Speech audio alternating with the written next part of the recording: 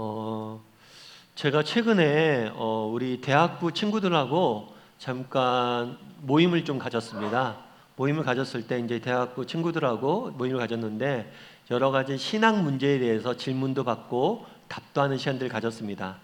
근데 우리 신앙 질문에 대해서 질문하고 답하는 시간을 가졌는데 그때 나온 주제 중에 하나가 이거예요. 목사님, 그리스도인으로서 게임을 해도 될까요? 그리스도인으로서 게임을 해도 될까요? 여러분 어떻습니까? 그리스도인으로서 게임을 해도 될까요? 이건 단순히 게임만의 문제는 아닌 것 같아요. 게임이라고 대표되었지만 사실은 이 안에 많은 것들이 포함되어 있는 거죠. 골프와 같은 고급 스포츠나 아니면 영화와 같은 취미 활동이나 아니면 미용, 성형수술 이런 것들 아니면 술, 담배 대학 생활을 하다 보면 여러 가지 세상 문화와 접하게 되는데 이 문화에 대해서 우리가 어떻게 받아들이고 어떻게 행동을 해야 될까요? 이렇게 묻는 거죠. 근데 사실 이거는 우리 대학생들 뿐만이 아닙니다. 우리도 사회생활을 하다 보면 이런 경우들이 많죠.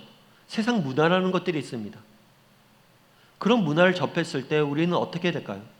스포츠와 같은 취미 활동이 됐든 아니면 주식 투자와 같은 경제 활동이 됐든 어떤 다양한 문화 활동, 그다음 경제 활동 등 다양한 것들을 경험하게 되는데 이런 것들을 그리스도인으로서 어떻게 해결해야 되냐는 거예요. 과거에는 이런 것들에 대해서 어떤 식으로 접근을 했냐면 리스트를 만들었어요. 뭐냐면 해야 될 일과 하지 말아야 될 일들 목록을 만든 거죠. Do, not do 리스트를 만들었어요. 그래서 할 수 있는 것, 그리스도인이 해야 될 것들, 말아야 될 것들 쭉 적었죠. 대표적인 예가 있다면 뭐냐면 TV였어요. TV가 처음에 나왔을 때 많은 그리스도인들이 고민을 했어요. TV를 봐야 되냐 말아야 되냐. 그런데 TV를 사단의 도구라고 생각하고 보지 말아야 된다고 가르쳤어요. 왜 사단의 도구라고 가르쳤을까요? 아이들이 맨날 TV만 보고 있는 거죠. TV에서 그냥 만화 영화만 보고 있는 거예요. 특별히 저도 경험했는데 어렸을 때 그런 생각이 들었어요. 왜 재미있는 만화 영화는 일요일 날 아침에 9시에 할까? 주일 날 아침 9시에 재미있는 만화 영화가 하는 거예요. 사람들이 그걸 보면서 주일 학교를 안 가요. 그러다 보니까 이것들은 우리 아이들의 신앙을 갉아먹는 사단의 도구다 라고 해서 TV를 못 보게 했어요. 낫두 리스트에 넣은 거죠. 그런데 뭐예요? 지금은 어떻습니까? TV를 켜면 기독교 채널이 있습니다. 그리고 TV를 통해서 목사님의 강의나 설교 같은 걸 들을 수가 있어요. 뿐만 아니라 대부분의 가정은 거실에 TV가 놓여져 있어요. 가족들이 가장 많이 모이는 공간에 TV가 놓여져 있는 거죠. 사실 이분법적 사고, 이건 해야 된다 말아야 된다 이런 사고로 분별할 수 없는 것들이 사실은 굉장히 많습니다. 그렇다면 이런 것들을 어떻게 바라봐야 될까요? 어떻게 우리 그리스도인들은 대처해야 될까요? 이것에 도움이 되는 구절이 하나 있다면 바로 우리가 오늘 읽은 고린도전서 6장 12절 말씀이 아닐까 싶어요. 고린도전서 6장 12절 말씀을 다시 한번 같이 읽어보았으면 좋겠습니다. 같이 읽겠습니다. 모든 것이 내게 가하나 다 유익한 것이 아니요 모든 것이 내게 가하나 내가 무엇에든지 얽매이지 아니하리라. 짧은 구절인데 바울은 굉장히 중요한 단어 두 가지를 반복하고 있어요. 모든 것이 가하다. 모든 것이 가하다. 이걸 두 번 반복했어요. 모든 것. 가하다는 행할 수 있다는 거예요. 내가 모든 것을 행할 수 있다는 거예요. 이거는 그러니까 모든 것을 행할 수 있는 자유를 주셨다는 거죠. 자유는 기독교의 굉장히 중요한 특징입니다. 우리가 많은 사람들이 그런 생각을 해요. 기독교 하면 교회 가면 하지 말라는 게 뭐 그렇게 많냐. 뭐도 하지 말라, 뭐도 하지 말라, 뭐도 하지 말라, 뭐도 하지 말라. 그런데 기독교는 이렇게 하지 말라고 하는 그런 종교가 아닙니다. 기독교의 가장 중요한 특징은 자유예요. 바울이 뭐라고 얘기합니까? 내가 모든 것을 할 수 있다는 거예요. 특별히 이 바울이 이런 이야기를 하게 된 배경이 있어요. 그건 뭐냐면 그 당시에 고린도 교회에서는 제사 음식 문제가 좀 걸렸습니다. 그건 뭐냐면 이방 신에게 제사를 드려요. 그럼 제사를 드린 다음에 남는 음식은 어떡할 거냐? 이걸 먹어도 되냐? 라는 이야기가 나오는 거죠. 우리도 조금만 있으면 명절입니다. 명절 때면 사실 믿지 않는 식구들이 우리 중에 있을 수 있어요. 그럼 그분들은 아침 일찍 일어나서 제사, 차례를 지내죠. 그런 다음에 그 음식을 어떻게 합니까? 버리지 않죠. 온 가족이 모여서 먹습니다. 이걸 먹어도 되냐는 거예요. 내가 믿는 사람인데. 특별히 고린도 교회는 어떤 특성들이 또 있었냐면, 그 당시에 고린도 교회는 이방 문화가, 신문화가 굉장히 발달되어 있어요. 그래서 이방 신전에서 제물을 드립니다. 근데 이 제물을 많이 드렸기 때문에 그 자리에서 먹기도 하지만 그 제물이 시장에 유통되기도 해요. 그러면 이방 신전에서 나온 이 제물을 시장에서 유통되고 있는데 이걸 사서 먹어도 되냐는 거예요. 오늘날에도 그런 경험들이 있죠. 악한 재화들이 있습니다. 예를 들어서 뭐 커피 같은 경우에도 굉장히 커피 노동자들을 착취해서 만든 커피가 있을 수 있겠죠. 이런 것들을 우리가 먹어도 되냐? 이런 이슈들이 제기가 된 거예요. 문제들이. 그랬을 때 바울이 뭐라고 얘기하냐면 모든 것이 가하다. 먹을 수 있다는 거예요. 왜냐하면 음식 자체는 아무런 능력이 없다는 거예요. 음식 자체는 중립적이란 거예요. 그렇기 때문에 음식은 먹어도 된다고 이야기하는 거예요. 먹을 수 있다는 거예요, 우리가. 그러니까 자유가 있는 거예요. 물론 성경에는 분명히 하지 말라는 것들이 있습니다. 대표적인 예가 십계명이에요. 십계명 같이 도덕적인 명령들이 있어요. 거짓말하지 마라, 살인하지 말라. 이런 거를 고민하면 안 돼요. 살인해야 되나 말아야 되나 이런 거 고민하면 안 돼요. 이건 무조건 하지 말아야 될 것들이에요. 분명히 명령한 도덕적 명령들이 있습니다. 그런데 이 도덕적 명령과 별개로 존재하는 것들이 있다는 거예요. 아까 얘기했던 취미활동이나 경제활동이나 우리가 사회에서 사는 문화활동이나 여러 가지 것들은 이 도덕적 명령에 해당되지가 않아요. 그런 것들에 대해서 바울이 제시하는 원칙은 뭡니까? 자유예요. 너희가 무엇이든지 할 수 있다는 거예요. 어떤 스포츠든지 어떤 취미활동이든지 무엇이든지 할 수 있다고 자유를 준 거예요. 그런데 기억할 점이 있어요. 바울은 뭘 하냐면 단서를 달아요. 뭐냐면 12절에 이렇게 되어 있죠.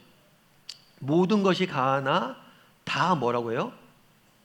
유익한 것은 아니라. 그러니까 모든 일을 내가 행할 수 있는데 행해보니까 이게 다 유익하진 않다는 거예요. 달리 이야기하면 우리에게 분명히 자유가 있지만 자유를 가지고 어떤 일을 선택하고 행할 때 이것이 유익한지 아닌지를 따져보라는 거예요. 다 유익한 것이 아니기 때문에 유익한 것들을 하는 게 좋지 않겠냐? 이렇게 이야기하는 거죠. 예를 들면 그런 거예요. 여러분, 잠이 우리 인생에 필요할까요? 안 필요할까요? 잠 자야 돼요. 저는 요즘 드는 생각이 하나님이 우리를 창조하신 창조 질서대로 행하는 게 가장 좋아요. 우리 인간을 만드셨을 때 하나님께서 정말 인생의 3분의 1은 잠을 자도록 뒀어요. 잠을 자야 돼요. 많은 오늘날 연구 결과가 충분한 숙면을 취한 사람이 정서적으로나 육체적으로나 건강하다고 이야기합니다. 그래서 잠은 자야 돼요. 그런데 지나치게 많이 자요. 하루에 12시간씩 자요. 그럼 될까요? 안 될까요? 잠이 좋은 것이지만 지나치게 잠을 많이 잠으로 인해서 게을러지거나 나태해진다면 그건 옳지 않다는 거예요. 음식도 마찬가지죠. 맛있는 음식, 좋은 음식 먹어야죠. 좋은 음식 먹어야지 건강해지고 힘을 내서 일하죠. 그런데 정말 좋은 음식을 먹는 것에 그쳐서 탐욕을 부리고 더 많이 먹고 더 배 터지게 먹으려고 한다면 그것이 유익하냐는 거예요. 오히려 비만이 되어지고 오히려 부작용이 나타날 수 있다는 거예요. 그러니까 우리가 어떤 일을 행하든지 이게 유익한지 아닌지를 따져보라는 거예요. 이 유익이란 단어는 여러 가지 측면에서 살펴볼 수가 있어요. 단순히 육체적인 것만 아니죠. 예를 들면 여러분들 휴가 때 여행을 떠납니다. 여행을 떠나서 여행을 가죠. 그런데 휴가 때 여행을 갔다 오면 어떻습니까? 피곤하죠. 그래서 휴가 마치고 이런 얘기하죠. 아, 이번에 휴가 때 쉬지도 못했다. 피곤해 죽겠다. 여행 갔다 오느라고. 그런데 왜 피곤한데 여행을 갑니까? 여행 갔다 오면 육체는 피곤해요. 하지만 가족 간에 함께 시간을 보면서 우리의 정서가 회복되는 거예요. 오늘 우리도 마찬가지죠. 주일날 아침에 늦잠 자는 게 좋을까요? 안 좋을까요? 늦잠 자는 게 좋죠. 일주일 내내 세상 속에서 얼마나 열심히 일했습니까? 주일 아침에 늦잠 자면 우리의 건강에 도움이 될 거예요. 삶도 윤택해지겠죠.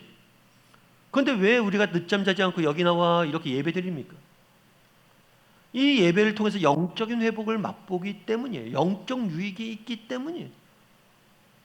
그래서 때로는 몸이 피곤하지만 나와서 예배하는 거예요. 모든 것이 가하나 모든 것이 유익한 것은 아니다. 달리 이야기하면 우리가 어떤 자유가 있는데 우리가 자유를 행할 때 이것이 내게 영적으로 정서적으로 육체적으로 유익한지를 따져보고 행하라는 거예요. 무엇이든지 자유롭게 행할 수 있지만 영적인 유익을 따져보고 행하라는 거죠. 바울은 이야기합니다. 제사 음식 관련해서 그런 얘기를 해요. 제사 음식은 중립적인 거야. 음식이 악한 게 아니야. 그래도 먹어도 돼. 하지만 나는 안 먹을래. 왜냐하면 오해를 살 수 있다는 거예요. 어떤 오해를 살 수 있냐면 바울이 제사 음식을 먹었어요. 그럼 신앙이 어린 사람들이 야 바울이 제사 음식도 먹네? 어떻게 사도가 저럴 수가 있어? 하고 실족할까 봐. 혹은 반대로 바울도 제사 음식 먹었잖아. 우리도 먹어도 돼. 열심히 먹자. 그러면서 제사 지내는 신전에도 쫓아가고 제사 지내는데 맨날 쫓아다닐까 봐. 다른 사람에게 덕이 안 되기 때문에 내가 먹지 않겠다라고 바울은 이야기한 거예요. 내가 정말 제사 음식을 먹을 수 있는 자유가 있지만 이것이 나나 다른 사람에게 유익하지 않다면 내가 안 하겠다는 거예요. 술, 담배 문제도 마찬가지예요. 사실 외국 목사님들 같은 경우에는 술도 하시고 담배도 하시는 목사님 계십니다. 그걸 규제하지 않아요. 그런데 우리나라는 술, 담배에 대해서 굉장히 규제합니다. 그게 왜 그러냐면 처음에 선교사님들이 우리 땅에 왔어요. 선교하러 이 땅에 왔어요. 왔는데 선교사님들이 가진 꿈이 있었어요. 어떤 꿈이냐면 그 당시에 여인들은 대부분 이름이 없었어요. 그래서 여인들에게 이름을 지어주고 자기의 이름을 한글로 자기가 쓸 수 있도록 만드는 게 꿈이었어요. 글을 가리켜서. 뿐만 아니라 선교사들이 와서 보니까 나라가 망하기 직전이에요. 일제 식민지화 되기 직전이에요. 그런데 남자들이 전부 다 주초에 빠져 있어요. 마치 중국의 우민화 정책가 아편을 풀었던 것처럼 술과 담배에 쩔어져 있는 거예요. 그러면서 예술 복음을 전한 다음에 너희들 술과 담배 끊어라. 지금 나라가 망하게 생겼는데 니가 술 먹고 담배 필 때냐? 절대 하지 마라. 그리스도인들. 해야 될 일이 있다는 거예요.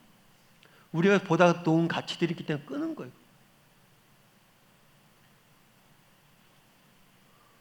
바울은 이야기해요. 우리 그리스도인들 자유가 있습니다. 자유가 있지만 우리가 어떤 자유를 행할 때 늘 기억할 것이 있어요. 이것이 내게 영적으로 유익한가 아닌가를 따져보고 정말 유익한 것들, 육적으로나 정서적으로나 영적으로 유익한 것들을 행할 수 있어야 된다. 영화 한 편을 봐도 정말 이것들을 통해서 내 영혼이 망가진다면 안 보는 게 나아요. 또 한 가지 바울이 이야기한 거 있어요. 그건 뭐냐면 모든 것이 가하나 유익한 것이 아니요. 그 다음에 모든 것이 가하나 무엇이든지 얽매이지 않을 거다. 이 얽매이지 않을 거다라는 표현을 다르게 원어대로 표현하면 나를 지배하지 못하게 한다. 목사님 무슨 얘기예요? 나를 왜 지배해요? 조금 더 다르게 얘기하면 우상이 되는 거예요. 우상이 되지 않게 하겠다는 거죠. 예를 들면 여러분들 아마 당구라는 스포츠를 알 거예요. 저도 이제 재수할 때 당구를 배웠는데 당구를 처음 배우면 스포츠를 배우면 어떻게 됩니까? 밤에 자기 전에 천정을 보면 뭐가 보여요? 당구대가 보여요. 그리고 상상을 해요. 계속. 그러니까 어떤 취미를 하는 건 괜찮아요. 그런데 이 취미에 내가 얽매여서 이 취미에 빠져서 다른 것들을 잃어버리면 안 된다는 거예요. 우리 자녀들에게 왜 게임하지 말라고 합니까? 게임 한두 번 하는 거 괜찮죠. 게임하는 게 뭐 나빠요. 그런데 정말 게임에 얽매여서 내가 다른 것들을 못한다면, 그것에 빠져서 내가 정말 다른 것들을 하지 못한다면 그것은 안 좋다는 거예요. 주식도 마찬가지예요. 정말 주식을 해서 경제적으로 부를 창출을 하고 투자를 하고 좋죠. 유익해요. 그런데 매일 주식에 빠져서 그 도표를 보고 있고 그것만 보고 있느라고 내가 정말 챙겨야 될 것도 못 챙긴다는, 정말 내가 어떤 취미에 빠져서 운동한다고 쉬는 날 가족들과 즐거운 시간들을 보내고 가족들과 대화하는 시간들이 점점 없어진다면, 그것에 빠져 있다면 그것은 우리에게 옳지 않다는 거예요. 외모를 꾸미는 것도 마찬가지죠. 때론 필요하면 우리 외모를 꾸며야죠. 때론 수술도 하지요. 하지만 정말 그것이 새 빠져서 중독이 되면 안 된다는 거예요. 쇼핑도 마찬가지예요. 필요한 건 사야죠. 좀 더 좋은 물건 사야죠. 하지만 그것이 얽매여져 있다면, 그것이 나를 지배하고 있다면, 이 소유를 통해서 내 존재의 의미를 찾고 있다면 그것은 문제라는 거예요. 그런데 이거는 단순히 우리에게 드러난 외적 행동뿐만이 아닙니다. 우리의 내면의 상태도 마찬가지예요. 여러분, 욕심이 좋은 것일까요? 나쁜 것일까요? 욕심이 좋은 것이에요? 나쁜 것이에요? 제가 어려운 질문하는 거죠.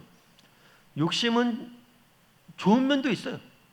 사람이 욕심이 있어야죠. 그래야지 뭘 해요? 열심히 일도 하고 열심히 도전도 하고 그러죠. 욕심은 좋은 면이 있어요. 그런데 욕심이 전부가 될 때 문제예요. 자녀 교육할 때 우리 자녀를 열심히 가르쳐서 우리 자녀가 좋은 대학교 가고, 그건 바람들 가질 수 있어요. 그런 욕심을 가질 수 있어요. 그건 나쁜 거 아니에요. 그런데 문제는 이게 전부가 될 때가 문제예요. 정말 우리 자녀가 좋은 대학교 가는 게 전부가 될 때 자녀 교육의 기쁨과 즐거움이 우리 삶 가운데 사라진다는 거예요. 그래서 얽매이지 말라는 거예요. 여러분, 마돈나라는 가수를 알 거예요. 이 가수는 기네스북에 어떻게 등재되어 있냐면 전 세계에서 음반을 가장 많이 판 가수로, 여가수로 기록되어 있어요. 여자 가수 중에서는 음반 판매량이 가장 많아요. 3억 장 이상 팔렸어요. 그런데 이 가수가 인터뷰를 할 때 그런 인터뷰를 했어요. 내 안엔 두려움이 있다. 어떤 두려움이 있냐면 평범에 대한 두려움이 있다. 다르게 표현하면 이 인기를 잃어버릴까 봐 두려움이 있고, 그 두려움 때문에 일한다는 거예요. 열심히 가수가 돼서 열심히 노래를 불러서 사람들이 좋아하고 인기를 얻으면 좋죠. 그런데 그 인기가 우상이 돼서 그 인기에 매달려 있으면 안 된다는 거예요. 김건모 씨도 동일한 이야기를 합니다. 후배 가수들한테 꼭 하는 얘기가 있대요. 인기란 버스에 타고 있을 때 손잡이를 잡고 있는 것과 똑같다. 그것에 매달려서 가면 안 된다는 거예요. 그걸 손잡이를 놔야지만 이 음악을 할 수 있다는 거예요. 열심히 일해서 인기를 얻는 거 좋죠. 명예를 얻는 거 좋죠. 성공하는 거 좋죠. 그런데 그게 전부가 되는 순간 우리 인생은 황폐해진다는 거예요. 바울은 그날 이야기합니다. 정말 모든 것이 가하지만 얽매이지 않는지 돌아보라는 거예요. 기독교는 하나님께서 우리에게 자유를 주셨습니다. 저는 여러분들이 그 자유를 마음껏 누렸으면 좋겠어요. 정말 하나님께서 하지 말라고 한 도덕적 명령 외에 다양한 활동들을 마음껏 우리가 하고, 취미 활동도 하고 정말 경제 활동도 하고 여러 가지 일들을, 문화 활동도 하고 했으면 좋겠어요. 다만 늘 우리가 기억해야 될 건 무엇입니까? 그것이 내게 유익한지, 그것이 혹시 내게 우상이 되어 있지 않은지 점검해 보시기 바랍니다. 왜냐하면 그것이 우상이 되거나 그것이 내 인생이 무익해질 때 우리 삶에 무슨 유익이 있고 무슨 가치가 있겠어요, 그것이. 그래서 정말 자유를 누리되 정말 내게 유익한지, 혹은 그것에 얽매이지 않은지 돌아볼 줄 아는 저와 여러분이 되기를 주님의 이름으로 소원합니다. 또 한 가지 중요한 게 있어요. 우리가 기억할 게 뭐냐면 자유의 방향입니다. 자유의 방향. 우리 고린도후서 5장 14절하고 15절 말씀 같이 한번 읽어보았으면 좋겠습니다. 같이 읽겠습니다. 그리스도의 사랑이 우리를 강권하시는도다. 우리가 생각하건대 한 사람이 모든 사람을 대신하여 죽었은즉 모든 사람이 죽은 것이라. 그가 모든 사람을 대신하여 죽으심은 살아있는 자들로 하여금 다시는 그들 자신을 위하여 살지 않고 오직 그들을 대신하여 죽었다가 다시 살아나신 이를 위하여 살게 하려 하심이라. 그리스도께서 우리를 위해서 죽으셨다는 거예요. 그래서 우리가 그리스도 안에서 새로운 생명을 얻었다는 거예요. 그럼 우리가 그리스도 안에서 왜 생명을 얻었냐? 그것은 자기를 위하여 살지 말고 누굴 위해 살라고요? 그들을 대신하여 죽었다가 다시 살아나신 이 예수님을 위해서 살게 하기 위함이라는 거예요. 우리가 생명을 얻고 구원을 얻었는데 그 이유가 자기가 아니라 예수님을 위해서 살기 위해서 얻었다는 거예요. 성경과 세상은 둘 다 자유를 강조합니다. 성경에서도 진리를 알지니 진리가 너희를 자유케 할 것이다 이야기합니다. 세상도 자유를 강조해요. 근대 계몽주의를 이끈 완성한 임마누엘 칸트는 자유야말로 인간됨의 가장 본질적인 특징이라고 얘기했어요. 그래서 자유를 추구하라고 이야기를 해요. 세상이나 성경이나 둘 다 자유를 이야기합니다. 그런데 근본적으로 세상과 성경이 말하는 자유의 차이점이 있어요. 그건 뭐냐면 자유의 방향입니다. 세상은 자신을 향한 자유를 추구하라고 이야기하지만 성경은 하나님과 다른 사람을 향한 자유를 추구하라고 이야기를 해요. 그럼 자유의 방향이 왜 중요할까요? 예전에도 한번 말씀드린 것 같은데 쇼생크 탈출이라는 영화가 있어요. 이 영화에 보면 어떤 장면이 나오냐면 이 쇼생크 탈출은 뭐냐면 어떤 주인공이 누명을 써서 감옥에 갇힙니다. 그래서 이 주인공이 그 감옥에서 탈출하는 이야기예요. 그런데 여기에 되게 중요한 에피소드 하나가 등장을 해요. 어떤 에피소드냐면 이 감옥소에는 종신형을 받는다거나 20년형을 받는다거나 인생의 상당 기간을 감옥에 보내야 되는 사람들이 많습니다. 그래서 이 사람들이 10년, 15년, 20년 보내다 보면 모범수로 가끔 가석방이 되는 경우가 있어요.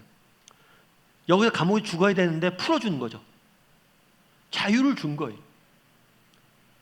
여기에 나오는 레드라는 사람도 자유를 얻습니다. 그래서 나와요, 감옥에. 그런데 문제가 있어요. 그건 뭐냐면 감옥에 나왔는데 갈 곳이 없어요. 그래서 허름한 여인 속에 들어갑니다. 그리고 갈 곳이 없으니까 거기서 목매어 자살하려고 그래요. 그래서 그 기둥에 목을 매려고 하는데 거기에 써 있어요. 브룩스가 여기 있었다. 이 사람도 이전에 출소했던 사람이에요. 가석방 받은 사람이에요. 그 사람도 거기서 죽은 거예요. 자유라고 얘기하면 세상이 말하는 자유는 뭐냐면 무엇으로부터의 자유예요. 억압과 악재가 없는 것. 그것이 자유예요. 그걸 강조해요. 그런데 보다 중요한 거는 무엇으로부터가 자유가 아니라 무엇을 향한 자유냐는 거예요. 감옥에서 나오면 사람이 자유롭습니다. 자유한 사람이 왜 죽습니까? 가야 될 곳이 없기 때문이에요. 무엇을 향한 자유냐가 훨씬 더 중요해요. 그럼 우리의 자유의 방향은 무엇이 되어야 됩니까? 김영석이라는 교수님이 계세요. 이분은 100년이 살아본이라는 책을 쓰셨어요. 이분은 100세를 사신 교사 선생님이시고 목회자이고 철학자이고 학자예요. 그러면서 이런 말씀을 하세요. 내가 100년을 살아보니까 인생이 고해와 같다는 불교의 가르침은 잘못됐다. 불교에서는 인생이란 고해다. 고난의 바다다. 고난만 가득한 거다. 라는 불교의 가르침이 잘못된 것 같아요. 인생이 고해인 이유는 환경 때문이 아니라 인생이 고해인 이유는 사랑이 없기 때문이라고. 내가 6.25 동란을 겪어봤는데 6.25 때도 그 고생을 했지만 내가 아이들을 사랑하고 학생들을 사랑하고 그들도 선생님을 존경하고 사랑할 때는 그 어려운 환경 속에서도 웃음이 있었고 기쁨이 있었다는 거예요. 결국에 사랑이 없을 때 우리는 고해가 되고 고통이 되고 죽음이 된다는 거예요. 하나님께서 자유를 주셨습니다. 그리스도께서 우리를 구원하셨어요. 자유를 왜 주셨습니까? 우리에게 남겨진 건 이 자유를 갖고 무엇을 추구할 거냐는 거예요. 성경이 말한 건 무엇입니까? 사랑을 추구하라는 거예요. 그 자유를 가지고 하나님을 사랑하고 다른 사람들 사랑하는 일들을 네가 하라는 거예요. 이것이 성경이 말하는 가장 근본적인 자유의 특징이에요. 왜 사랑을 추구해야 됩니까? 그것에만 참된 기쁨과 행복과 만족이기 때문이에요. 이것은 예수님께서 우리에게 보여주신 모범이기도 합니다.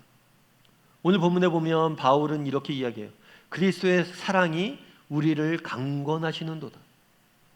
강권하다는 것은 강하게 권유한다, 끌고 간다, 꼭 끼어서 밀어붙이다, 이런 의미예요. 그리스도의 사랑이 강권한다. 우리가 하나님을 위해서 살고 다른 사람을 위해 살고 사랑하는 삶을 살고 사랑을 위해서 자유를 선택하자. 그런데 그 자유를, 사랑을 위해서 자유를 선택하는 이 선택의 동력, 원인, 힘이 어디서 나오냐? 그것은 그리스도의 사랑이다. 달리 이야기하면 우리가 왜 다른 사람을 사랑해야 됩니까? 어떻게 우리가 다른 사람을 사랑할 수 있습니까? 우리가 받은 사랑을 기억할 때. 바울이 어떻게 그렇게 헌신적으로 살았습니까? 나중에 여러분들이 고린도 후서를 한번 읽어보십시오. 바울이 어떤 고생을 했는지 숱하게 적혀 있어요. 내가 몇 번을 매맞고 몇 번을 죽을 뻔하고 몇 번을 감옥에 갇히고 이런 얘기 다 기록되어 있어요. 그런데 이 어려운 가운데서도 내가 왜 사랑을 추구하고 사랑을 쫓아 살았느냐? 그리스도의 사랑이 우리를 강권하시기 때문에. 그리스도의 사랑, 내가 받은 그리스도의 사랑을 생각할 때마다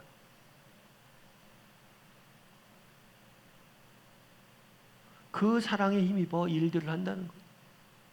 그리스도는 어떻게 우리를 사랑하셨습니까? 그는 하나님의 아들이에요. 무엇이든지 다 할 수 있는 분이십니다. 그런데 그 모든 것을 버리고 이 땅에 인간의 몸을 입고 오셨어요. 뿐만 아니라 이 땅에 33년 동안 무엇을 했습니까?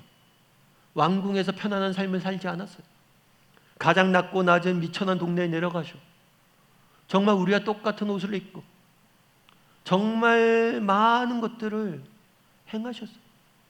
왜 그 모든 것을 행할 수 있는 자유로운 분이 왜 그 길을 택했습니까? 그것에 참된, 그 사랑에 참된 의미와 가치가 있음을 보여준 거예요. 그 모든 자유를 버리고, 아니 그 모든 자유를 가지고 무엇을 하기로 한 겁니까? 우리를 사랑하기로 선택한 거예요. 자신에게 있는 그 권한과 자유를 가지고 우리를 사랑하기로 선택해서 우리를 대신해서 십자가에 못 박혀 죽으셨다는 거예요.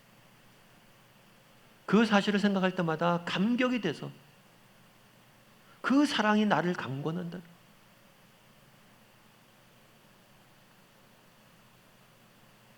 여러분들 송명희 시인을 아실 거예요. 이 송명희 시인은 뇌성마비로 인해서 한 번도 정상적인 삶을 살지 못했어요. 태어나면서부터 의사의 실수로 뇌성마비 걸렸습니다. 부모님이 가난했어요. 그래서 제대로 치료도 못 해줬어요. 치료는커녕 음식도 제대로 못 줬어요. 그래서 평생을 뇌성마비 환자로 살았어야 돼요. 방 안에서 꼼짝달싹도 못하고 장애인으로 살았어야 됩니다. 말 한마디 하려면 온몸을 비비 꼬면서 겨우 목소리를 낼 수 있는 고통을 겪어야만 했어요. 얼마나 자신의 삶, 인생이 원망스러웠을까요? 사람들이 얼마나 미웠을까요? 그런데 그분이 나중에 시를 씁니다. 시에 이렇게 써요. 나 가진 재물 없으나, 나 남이 가진 지식 없으나, 나 남에게 있는 건강 있지 않으나, 나 남이 없는 것 있으니, 나 남이 못 본 것을 보았고, 나 남이 듣지 못한 음성 들었고, 나 남이 받지 못한 사랑 받았네. 사랑을 받았다는, 어떻게 이렇게 아름다운 시를 쓸 수 있습니까? 사실 우리는 자신이 없죠. 이 정도 수준에 도달하길 기도하겠죠. 어떻게 이렇게 이야기합니까? 그리스도의 사랑을 알기 때문에. 바울은 그날에 이야기합니다. 우리에게 하나님께서 자유를 주셨다. 이 자유를 우리가 누리자. 다만 정말 이 자유가 로 인해서 우리가 행하는 것이 우리에게 유익한 것인지 얽매여 있지 않은 것인지 돌아보자. 그런데 나아가 이 자유를 가지고 우리가 무엇을 할지 생각해 보자. 무엇 때문에 우리가 살아가고, 무엇 때문에 우리가 생명을 얻고, 무엇 때문에 우리가 구원받고, 무엇 때문에 우리가 자유를 추구하는지 살아보자. 생각해 보자. 우리가 추구해야 될 자유의 목적지는 사랑이다. 우리가 받은 사랑을 기억하고 정말 그 사랑을 추구하는 사람이 되자. 바라기는 우리 다음의 식구들도 정말 우리가 받은 사랑을 기억하고 정말 그 사랑을 추구할 줄 아는 사람이 되었으면 좋겠습니다. 정말 사랑이만이 참된 인생의 기쁨과 만족과 행복이 있음을 기억하고 하나님과 사람들을 사랑할 줄 아는 저와 여러분이 되기를 주님의 이름으로 소원합니다.